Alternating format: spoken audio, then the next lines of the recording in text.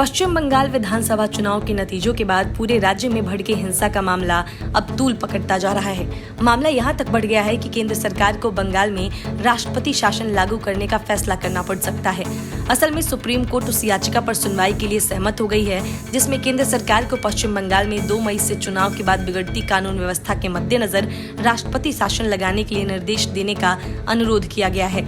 याचिका में केंद्र को राज्य में हालात सामान्य बनाने में प्रशासनिक अधिकारियों की मदद और किसी गड़बड़ी से उनकी रक्षा के लिए सशस्त्र अर्धसैन्य बलों की तैनाती के लिए निर्देश देने का भी आग्रह किया गया है। सुप्रीम कोर्ट के इस फैसले के बाद टीएमसी में खलबली मच गई है। न्यायमूर्ति विनीत शरण और न्यायमूर्ति दिनेश माहेश्वरी की पीठ ने याचिका पर केंद्र, पश्चिम बंगाल और निर्वाचन आयोग को नोटिस जारी किए।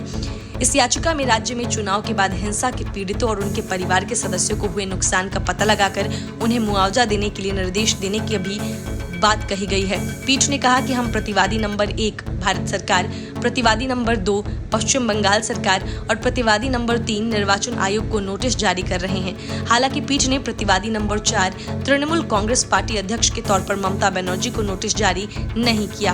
विष्णु शंकर जैन के जरिए दाखिल याचिका में कहा गया कि असाधारण परिस्थितियों में जनहित याचिका दाखिल की गई है क्योंकि पश्चिम बंगाल के हजारों नागरिकों को विधानसभा चुनाव के दौरान विपक्षी भाजपा का समर्थन करने के लिए टीएमसी के कार्यकर्ता उन्हें धमका और प्रताड़ित कर रहे हैं। याचिका में कहा गया है कि याचिकाकर्ता पश्चिम बंगाल के उन हजारों नागरिकों के हितों की वकालत कर रहे हैं जो ज्यादातर हिंदू और भाजपा का समर्थन करने के लिए हैं। मुसलमानों द्वारा उन्हें निशाना बनाया जा रहा है क्योंकि वे हिंदुओं को कुचलना चाहते हैं ताकि आने वाले वर्षों में सत्ता उनकी पसंद की पार्टी के पास बनी रहे।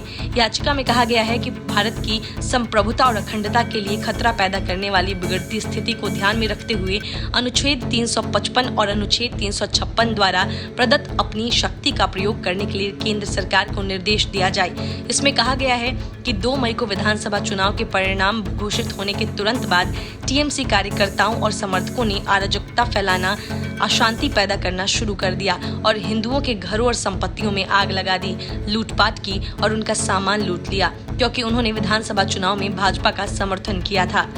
याचिका में कहा गया है कि हिंसा की घटनाओं के दौरान कम से कम 15 भाजपा कार्यकर्ताओं समर्थकों की जान चली गई और कई लोग गंभीर रूप से घायल हो गए। याचिका में कहा गया है कि इन परिस्थितियों में अदालत के तत्काल हस्तक्षेप की आवश्यकता है और अदालत विरोधी पक्षों को आदेश जारी कर सकती है ताकि पश्चिम बंगाल की सरकार संविधान के प्रावधानों के अनुसार कार्य करे और निरंतर उल्लंघन के मामले में भारत सरकार को संविधान के अनुच्छेद 355 और 356 के तहत उचित कार्रवाई करने का निर्देश दिया जा सकता है। याचिका में आरोप लगाया गया है कि विधानसभा चुनाव के दौरान टीएमसी ने मुसलमानों की भावनाओं को जगाने और उनसे एकजुट रहने और अपने बेहतर भविष्य के लिए अपनी पार्टी को वोट देने की अपील करते हुए सांप्रदायिक आधार पर चुनाव लड़ा था। शीर्ष अदालत पश्चिम बंगाल में चुनाव बाद हिंसा से जुड़ी कई याचिकाओं पर पहले से सुनवाई कर रही है। इसके अलावा याचिका में राज्य में विधानसभा चुनाव के बाद हिंसा के कारणों की जाँच के लिए एक विशेष जाँच टीम बनाने का भी अनुरोध किया गया है।